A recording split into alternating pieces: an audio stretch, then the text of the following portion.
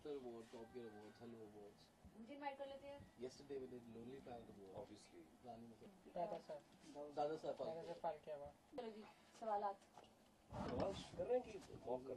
जरा सी देर ही चला ये सिलसिला, रुखसत का वक्त आ गया. खुदा खैर, खुदा खैर, खुदा खैर, खुदा खैर, खुदा खैर, खुदा खैर. ये ख्वाब था या कुछ और था, जो भी था न तेरा था न मेरा था. एक बोझ था जो उतर गया, कुछ हल्का सा बिखर गया. खुदा खैर, खुदा खैर, खुदा खैर, खुदा खैर, खुदा खैर, खुदा खैर.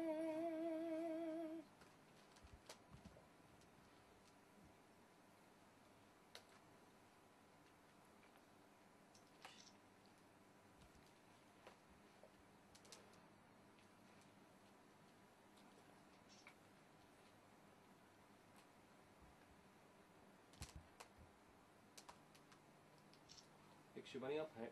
शिवानी, एक और रिकॉर्डिंग, एक और माइक और एक बार फिर से आप, क्या है प्लान आज, क्या करने वाली? आज एक बहुत ही खूबसूरत सोलफुल सा गाना है.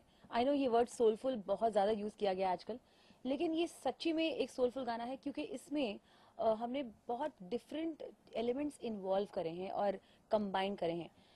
गाने का जो फील है वो बहुत सॉफ्ट रॉक के जॉनर से बिलोंग करता है.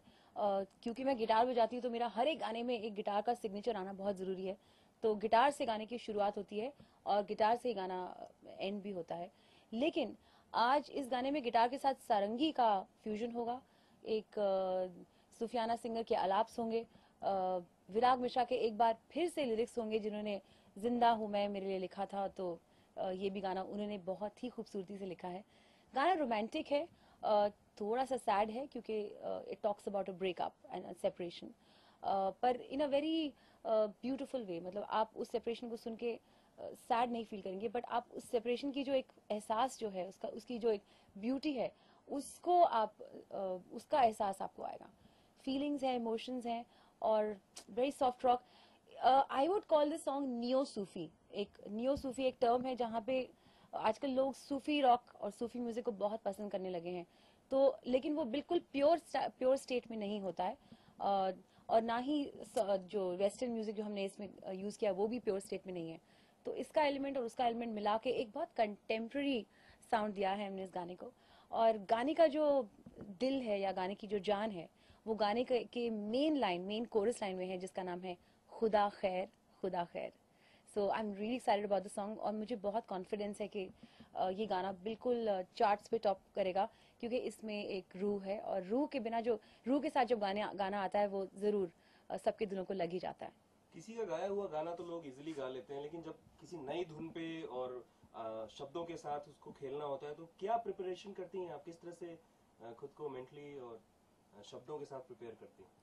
आई थिंक प्रिपेयर जो वर्ड है वो मैं अपनी डिक्शनरी में नहीं रखती हूँ. लेट इट फ्लो जो है ना, वो फ्लो करना, स्पॉन्टेनिटी, एक नेचुरली जो उसी समय का एहसास होता है उसी पे मैं विश्वास रखती हूँ. I flow with the words, I flow with the emotions. हर बार जब मैं गाना गाती हूँ हर बार वो अलग होता है क्योंकि प्रेपरेशन से कुछ क्लिनिकलिज्म और कुछ ज्यादा रोबोटिकिज्म आ जाती है विच आई एम अवे फ्रॉम. मैं उससे जुदा हूँ. मैं हमेशा किसी भी रिकॉर्डिंग पे अनप्रिपेयर्ड ही जाती हूँ और उसी समय का जो एहसास है वो जो पल है उसको जी लेती हूँ या उसी को एक्सप्रेस करती हूँ. And I think that's for me that is very important. किस गीत में आपको सबसे कम टाइम लगा था गाने में और किस गीत में बहुत ज्यादा मशक्कत करनी पड़ी थी? आई थिंक सबसे कम टाइम मुझे सजना अभी जा में लगा था क्योंकि वो ऐसा फ्लो किया और आई थिंक एक टेक में हमने पूरा गाना गा दिया था एंड वो बहुत जल्दी गाना रिकॉर्ड हुआ था क्योंकि उसमें एक नेचुरल चीज़ थी जिसमें ज़्यादा मेहनत और ज़्यादा ये और वो चीज़ें लाने की तामझाम लाने की ज़रूरत नहीं थी। और सबसे ज्यादा वक्त मैं हमेशा कोशिश करती हूँ कि सबसे ज़्यादा वक्त ना लगे, लेकिन मुझे आपने एक सवाल बहुत इंटरेस्टिंग पूछा है। एक गाना था सह लेंगे हम, जो 1971 मनोज बाजपेयी की एक फिल्म आई थी जिसको नेशनल अवार्ड भी मिला था। इस फिल्म को डायरेक्ट अमृत सागर ने किया था और इसका म्यूजिक यंग म्यूजिक डायरेक्टर आकाश सागर ने दिया था।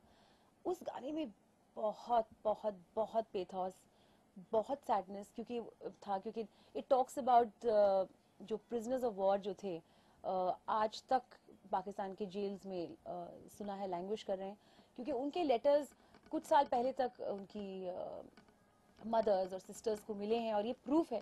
तो उस गाने से मेरे को बहुत मुश्किल हुई थी एकदम से गाने में, because each time I would सिंग मेरी आंखें भर आती थी, because I am also an army officers daughter and my father tells me tells about how difficult it was during the war times और कैसे उनके कुछ दोस्त थे जो आज तक वापस नहीं आए। तो मेरे को जब भी वो गाना गाती थी, मैं एक आध लाइन के बाद मैं गा ही नहीं पाती थी।